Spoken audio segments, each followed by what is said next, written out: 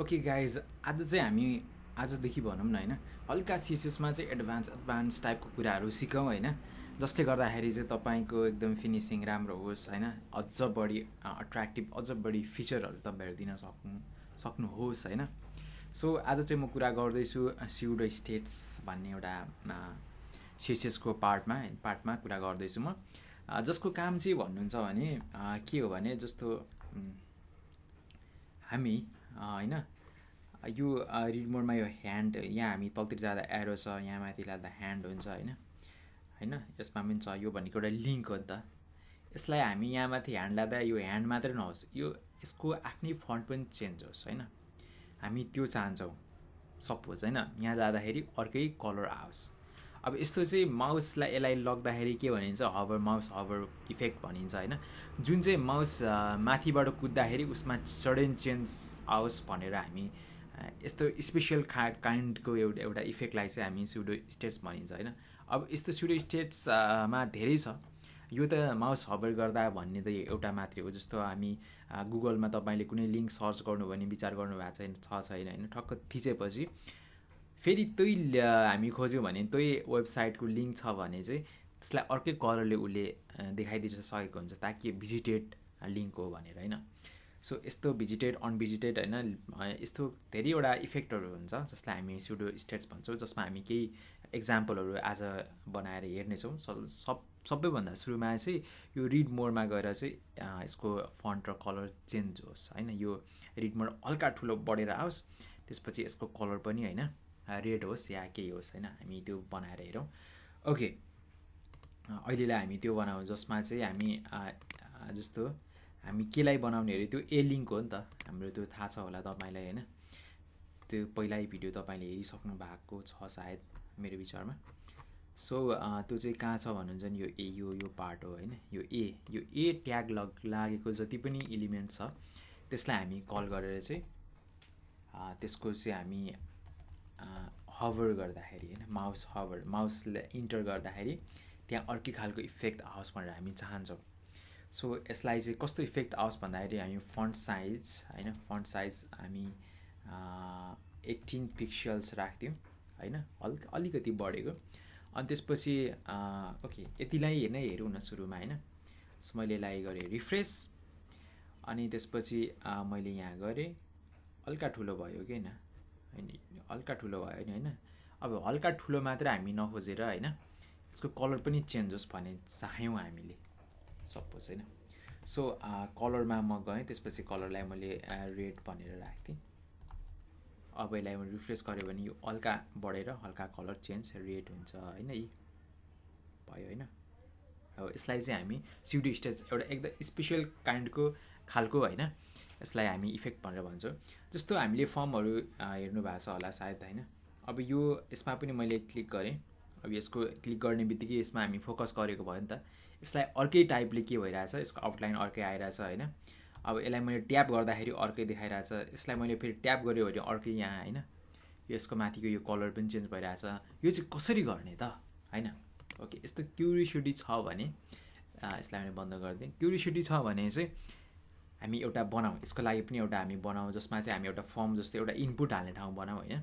मैले हेडर भन्दा ठ्याक्क मुनतिर मैले के बनाएँ भने इनपुट मैले बनाएँ, र यो इनपुट को प्लेस होल्डर चाहिँ हामी के राखौँ भने, प्लेस होल्डर भनेको थाहा छ होला, मेरो HTML को भिडियोमा हेर्नुहोस् होइन, यसको बारेमा फर्म कसरी बनाउने भन्ने थाहा हुन्छ तपाईँहरूलाई। सो प्लेस होल्डर मैले सर्च राख्थेँ, अनि त्यसपछि यसको क्लास सायद के राख्यौँ इनपुट होइन, इनपुट फर्म भनेर राख्थेँ मैले। यसलाई मैले क्लोज गरिदिएँ। मैले के बनाएँ त हेरौँ है त। ओके, मैले के बनाएँ भने यहाँ यति बनाएँ सर्चमा। यो सर्च भनेको चाहिँ यो यसलाई प्लेस होल्डर भनिन्छ, जुन त्यहाँ लेखेको हुँदैन तर त्यहाँ देखिन्छ होइन, केही लेख्यो भने त्यो मेटिन्छ, यसलाई प्लेस होल्डर भनिन्छ। र यो मैले सर्चको एउटा इनपुट गर्ने ठाउँ बनाएँ फर्म जस्तो होइन। यो हेर्दा अलिकति नराम्रो देखियो, यसलाई राम्रो बनाइदियो सुरुमा। ओके, मेरो त्यो क्लासको नाम चाहिँ के छ भने इनपुट फर्म होइन। इनपुट फर्ममा गएर मैले लेख्थेँ, र इनपुट फर्मलाई चाहिँ मैले डिस्प्ले ब्लक गरिदिएँ ताकि यसले वारपार ढाकोस् होइन।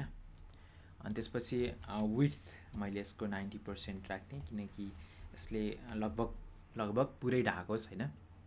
अनि त्यसपछि मार्जिन भनेको तपाईलाई थाहा छँदैछ होला, 10 पिक्सल राख्थेँ। यसको वरिपरि एउटा स्पेस होस्, नटासियोस् अर्को एलिमेन्टसँग भनेर हैन मार्जिन। त्यसपछि मैले प्याडिङ भनेको यसकै भित्रबाट पनि प्याडिङ हुन्छ, जसमा सुरुकोले भर्टिकल प्याडिङ जनाउँछ भने सेकेन्ड दुईटा मात्रै राख्ने हुने यसले होरिजेन्टल प्याडिङ जनाउँछ, भर्टिकल र होरिजेन्टल भयो।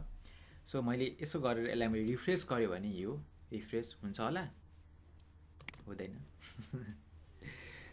यसलाई केही इफेक्ट भएन। किन भन्दाखेरि हामीले राम्रोसँग यो क्लासलाई कल गरेकै छैनौँ। कहाँ मिस गऱ्यौँ त भन्दाखेरि इनपुट फर्म के हो, एउटा क्लास हो भने चाहिँ यो क्लासले पुरै यो इनपुट फर्मलाई चाहिँ कल गर्ने हो नि त।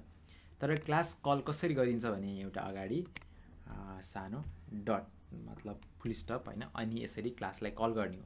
आइडीलाई कसरी कल गर्ने, ह्यास हैन। एलिमेन्टलाई कसरी कल गर्ने, एलिमेन्टलाई कल गर्ने गाई ठक्क नाम लेखे मात्रै हुन्छ।